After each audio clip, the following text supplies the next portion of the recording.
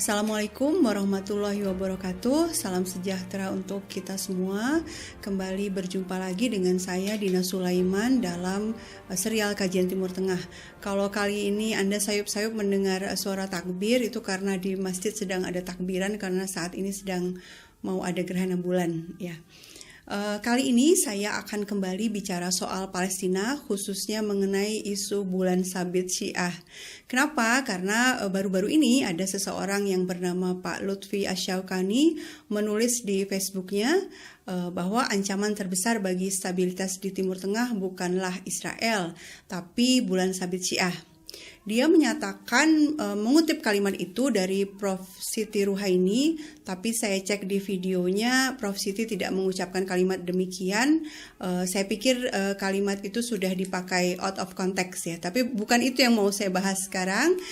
Lutfi Asyaukani ini, selanjutnya saya sebut LA, itu menulis di Facebooknya, ancaman Iran terlalu nyata bagi banyak negara Arab. Bagi negara-negara Teluk, Israel tidak pernah merugikan mereka dan tidak ada dampak sama sekali bagi stabilitas nasional. Tantangan di depan mata adalah Iran, dan satu-satunya negara yang bisa diandalkan untuk menghadapi Iran adalah Israel. Itulah mengapa Uni Emirat Arab dan Bahrain buru-buru membuka hubungan diplomatik dengan Israel. Secara tersirat saya melihat tulisan ini adalah upaya LA untuk menjustifikasi sikap negara-negara Arab yang berbaik-baik dengan Israel, dan ini berdampak pada pengaburan akar masalah, yaitu penjajahan Israel di Palestina. Ini senada dengan narasi sebagian orang yang lain, misalnya orang Arab aja mau kok damai dengan Israel, kenapa Indonesia tidak? Uni Emirat aja buka hubungan diplomatik dengan Israel, kenapa Indonesia tidak? Kan sama-sama negara Muslim. Nah, saya akan menjelaskan bahwa isu bulan sabit Syiah ini yang dipakai oleh sebagian orang untuk menjustifikasi normalisasi hubungan Arab Israel itu adalah salah kaprah. Isu bulan sabit Syiah ini merupakan salah satu isu yang memang sering disampaikan oleh sebagian pengamat yang ingin memetakan konflik di Timur Tengah. Mereka ini punya asumsi bahwa konflik di Timur Tengah disebabkan oleh perseteruan ideologis mazhab Sunni dan Syiah. Dan karena Iran adalah negara Syiah, maka Iran ini ancaman buat negara-negara Sunni, kata mereka. Pertanyaannya, betul atau tidak sih? Kalau betul akar masalahnya di Sunni Syiah, mengapa dulu Iran sebelum revolusi 1979 ketika masih berbentuk kerajaan, bersahabat baik dengan Arab Saudi dan kerajaan-kerajaan Arab lainnya? Bahkan Syah Iran waktu itu datang ke Saudi disambut dengan tarian oleh Pangeran Salman. Tahu Pangeran Salman yang sekarang itu jadi Raja Saudi. Nah, teori bulan sabit Syiah merujuk pada kekhawatiran atas perluasan dominasi Iran di kawasan, di mana ada negara-negara yang ada penduduk Syiahnya gitu. Jadi istilah ini pertama kali disampaikan oleh Raja Abdullah dari Arab Saudi saat melihat fenomena munculnya faksi Syiah sebagai pemenang pemilu di Irak pasca tumbangnya Saddam Hussein tahun 2003 ya. Jadi sebenarnya yang terjadi adalah sesuatu yang biasa saja. Ada pemilu dan kebetulan faksi Syiah yang menang. Jangan lupa bahwa warga Irak itu memang 65%-nya Syiah. Lah kalau faksi Syiah yang menang di sebuah negara yang 65%-nya Syiah, ya kan seharusnya tidak aneh ya. Dan juga tidak aneh juga kalau lawan politiknya langsung menuduh bahwa wah ini Iran mendominasi, wah pemerintahan Irak akan tunduk pada Iran dan seterusnya. Karena apa? Karena sama di Indonesia juga gitu kan. Ketika Jokowi menang waktu itu kan muncul wah Indonesia bakal dijajah Cina gitu. Ada kan narasi yang disampaikan oleh lawan politik. Nggak tahu juga nih kalau misalnya Prabowo yang menang narasi yang muncul apa ya. Tapi singkat cerita, sesuatu yang sifatnya lokal itu di Irak itu kemudian dijadikan teori baru untuk menganalisis geopolitik Timur Tengah. Dilihat-lihatlah oleh mereka yang percaya pada teori ini, mana nih negara-negara Arab yang warga Syiahnya seolah punya power yang lebih, punya hubungan dengan Iran. Lalu Iran dipersepsi sebagai ancaman. Nah, misalnya kasus Libanon. Libanon ini adalah negara yang sistemnya demokrasi sebenarnya. Orang Syiah hanya 22% di sana dan juga tidak mendominasi politik di sana. Tapi karena dulu Lebanon Selatan diduduki oleh Israel, warga Lebanon Selatan yang kebetulan Syiah itu angkat senjata dan membentuk milisi Hizbullah. Dan memang Hizbullah dibantu oleh Iran, tapi tujuannya untuk berperang melawan Israel. Nah, Hizbullah kemudian angkat senjata melawan Israel sampai akhirnya Israel angkat kaki dari Lebanon tahun 2000. Dukungan untuk Hizbullah itu bukan cuma dari orang Lebanon yang Syiah, tapi yang lain-lain juga termasuk orang-orang Kristen Lebanon juga banyak yang pro Hizbullah. Kenapa? Karena memang mereka nggak mikirin mazhab, tapi mikirin bagaimana caranya supaya tanah air mereka bebas dari penjajahan Israel.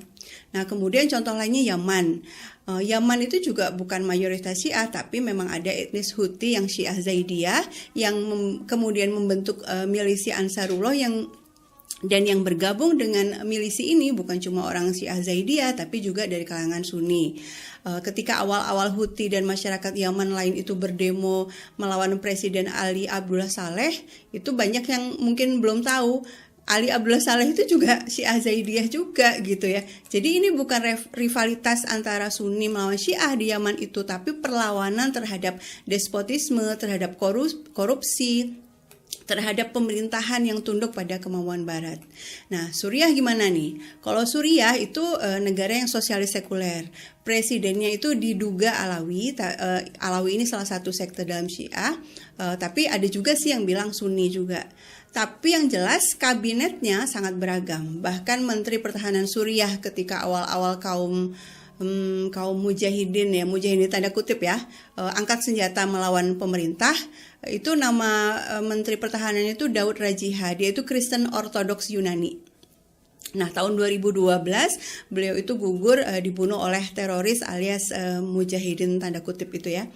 Nah, kemudian Iran kan memang membantu Suriah, tapi membantunya itu harus digarisbawahi juga, Iran membantu Suriah dalam perang melawan ISIS. Nah, kenapa kok harus dipandang sebagai Sunni versus Syiah gitu ya? Ini kan salah kaprah ya. Karena apa? Karena ISIS itu kan bukan representasi Sunni. Ya, ulama terkemuka Ahlus Sunnah sudah menyatakan menolak ISIS. Ya, dan bahkan mayoritas warga Suriah itu juga Sunni loh, dan mereka dibantai oleh ISIS. Nah, jadi menurut saya teori bulan sabit Syiah itu sama sekali bukan teori yang valid, dan teori ini menggunakan asumsi yang lemah dan terbukti tidak bisa menjelaskan secara komprehensif dinamika geopolitik di Timur Tengah. Nah, sekarang kita kembali lagi ke tulisan LA tadi. Ancaman Iran terlalu nyata bagi negara Arab. Bagi negara Teluk, Israel tidak pernah merugikan mereka dan tidak ada dampak sama sekali bagi stabilitas nasional. Nah, ini menurut saya analisis yang dangkal ya, dan seperti saya bilang tadi menutupi akar masalah sebenarnya, yaitu penjajahan Israel atas Palestina. Gini, memang Israel tidak dalam posisi mengancam Arab, ya. Jadi ketika Lutfi mengatakan Israel bukan ancaman bagi Arab, ya memang bukan gitu ya. Israel itu mengancam Palestina. Tiap hari warga Palestina itu mengalami perampasan tanah dan rumah, penangkapan sewenang-wenang, penembakan, bahkan juga dibombardir tanpa belas kasihan seperti yang terjadi di Gaza baru-baru ini. Dan selama ini bertahun-tahun Gaza itu sudah dibombardir berkali-kali oleh Israel, dan jumlah total warga Gaza yang tewas dalam berbagai serangan di bertahun-tahun itu sampai puluhan ribu. Nah, justru yang sedang merasa terancam itu sebenarnya adalah Israel. Israel terancam oleh Arab. Jadi bukan sebaliknya, bukannya Arab memandang Israel sebagai ancaman, ya memang bukan gitu ya. Justru ya Israel ini sangat takut kalau Arab bersatu, kalau negara-negara Arab bersatu dan kompak menyerang Israel demi membebaskan Palestina.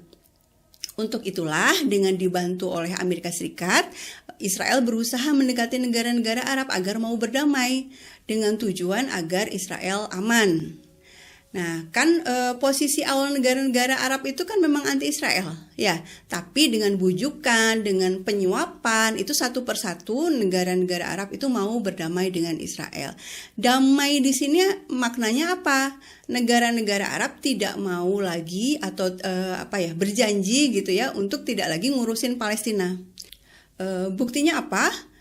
Saat heboh di Palestina kemarin kan pemimpin Uni Emirat Arab Khalifah bin Zayed itu kan tidak memberikan komentar publik sama sekali ya.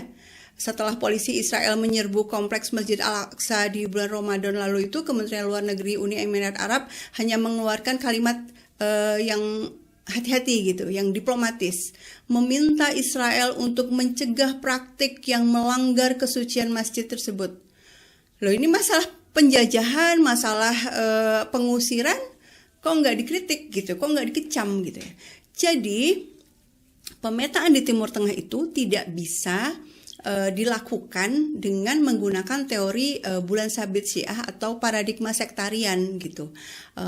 Apa sih teori yang lebih tepat dipakai gitu? Kalau Anda baca bukunya Hanebus di judulnya itu International Politics of Middle East, dia itu meminjam model struktural imperialismenya Galtung dan menjelaskan bahwa negara-negara Timur Tengah ini secara umum adalah negara-negara periferi atau negara pinggiran, negara yang cenderung lemah, tidak mampu memutuskan nasibnya sendiri dan bergantung pada negara-negara core, negara-negara center. Siapa itu negara-negara center? Yaitu Barat, ya Amerika terutama. Nah, kenapa kok bisa begitu? Ya ini karena warisan kolonialisme dulu ya. Awal mulanya Timur Tengah menjadi seperti sekarang, terpecah-pecah menjadi negara-negara kecil, itu kan dibuat oleh kekuatan imperialisme saat itu, yaitu Inggris dan Prancis. Setelah mereka menang melawan Ottoman, mereka tuh bagi-bagi jatah. Lalu mereka memberikan kemerdekaan kepada negara-negara Arab dengan batas-batas wilayah yang mereka tetapkan secara arbitrer, secara semaunya, berdasarkan kepentingannya mereka. Nah, gunanya apa? Ya supaya tetap bisa dikontrol, supaya bisa dikooptasi. Nah, inilah yang membuat negara-negara Arab itu, kecuali Suriah, banyak yang pasif dalam membela Palestina. Iya, mereka memang kasih sih bantuan ya untuk rekonstruksi misalnya. Jadi Gaza itu setelah dibombardir, hancur lebur, lalu mereka kirim uang untuk dibangun lagi. Lalu dibom lagi, kirim uang lagi. Nah, ini kan tidak menyelesaikan akar masalah. Akar masalahnya adalah penjajahan. Negara-negara Arab itu tidak berani memberikan bantuan real, senjata, pasukan untuk membebaskan Palestina karena mereka tahu resikonya. Iran dan Suriah selama bertahun-tahun itu kan diembargo oleh Amerika karena membela Palestina secara militer. Mereka itu dituduh sebagai negara pendukung terorisme. Lalu siapa yang dituduh sebagai teroris? Yang dimaksud teroris itu siapa? Yaitu Hamas, Jihad Islam, dan Hizbullah. Memangnya apa yang dilakukan oleh milisi-milisi ini? Apakah terorisme? Tidak, mereka itu berperang melawan Israel, berperang untuk memerdekakan tanah air mereka yang diduduki oleh Israel. Nah, kemudian apakah Palestina itu Syiah? Kan enggak. Sunni, itu kawasan Sunni gitu ya. Tapi mengapa Iran bantu senjata ke Palestina? Ya karena memang ini urusannya penjajahan, bukan urusan mazhab. Kebijakan luar negeri Iran itu anti penjajahan, sama seperti Indonesia. Bedanya Indonesia membantu Palestina lewat jalur diplomatik, sementara Iran dua-duanya lewat jalur diplomatik juga, tapi juga memberikan bantuan militer supaya warga Palestina bisa angkat senjata untuk melawan Israel yang juga memang menggunakan senjata untuk menindas bangsa Palestina gitu. Nah, sekarang kembali ke pemetaan geopolitik Timur Tengah. Dengan didasarkan pada model struktural imperialisme ini, sebagian besar negara-negara Arab itu sampai saat ini masih berposisi sebagai negara-negara periferi dan mereka itu berpatron kepada negara-negara besar, sehingga segala kebijakan luar negeri negara-negara Arab ini memang sangat dipengaruhi atau sangat dikooptasi oleh Amerika Serikat. Artinya apa? Amerika Serikat masih dengan mudah menyetir kebijakan luar negeri mereka. Nah, misalnya Arab Saudi dan Qatar, itu kan mereka berseteru nih. Tapi anehnya dan lucunya gitu ya, keduanya sama-sama menggantungkan sistem pertahanannya kepada Amerika Serikat gitu. Mereka sama-sama mengimpor senjata dari Amerika Serikat. Nah, itu menunjukkan bukti bahwa mereka bergantung ya. Mereka itu negara pinggiran yang bergantung pada negara core, yaitu Amerika Serikat. Nah, dengan posisi politik internasional yang sangat lemah ini, kebijakan luar negeri apapun yang dibuat oleh para pemimpin negara-negara Arab itu sebenarnya tidak lagi natural, tidak lagi berbasis pada aspirasi real rakyat dari masing-masing negara tersebut. Sudan misalnya, meskipun letaknya di Afrika, Sudan itu disebut negara Arab karena memang mereka itu berbahasa Arab. Nah, Sudan itu akhirnya melakukan normalisasi hubungan bilateral dengan Israel. Alasannya adalah untuk mengurangi sanksi ekonomi dari Amerika Serikat. Nah, kan kelihatan ya bahwa ini karena terkooptasi dan kemudian Amerika Serikat menjanjikan sesuatu, akhirnya ya sudahlah normalisasi hubungan dengan Israel.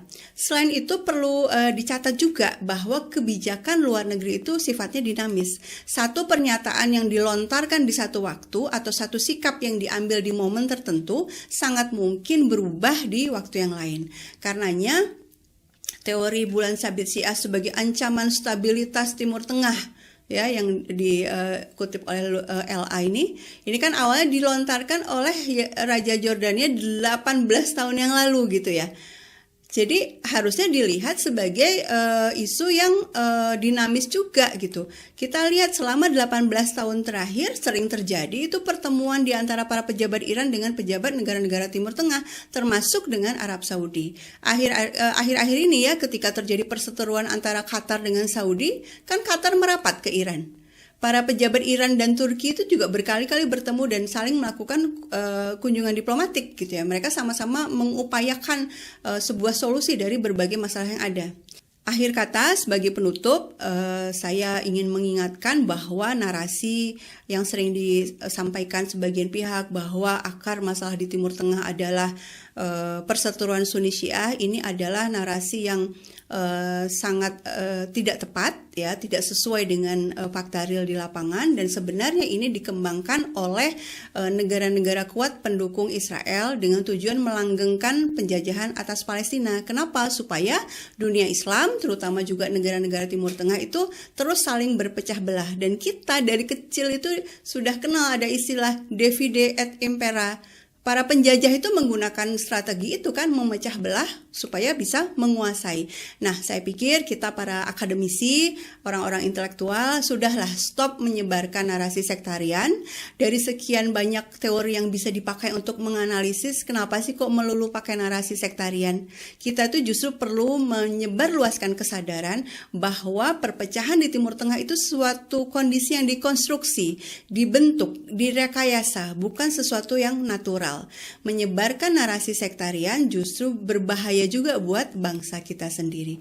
Demikian saja, sampai berjumpa kembali di pembahasan berikutnya. Assalamualaikum warahmatullahi wabarakatuh.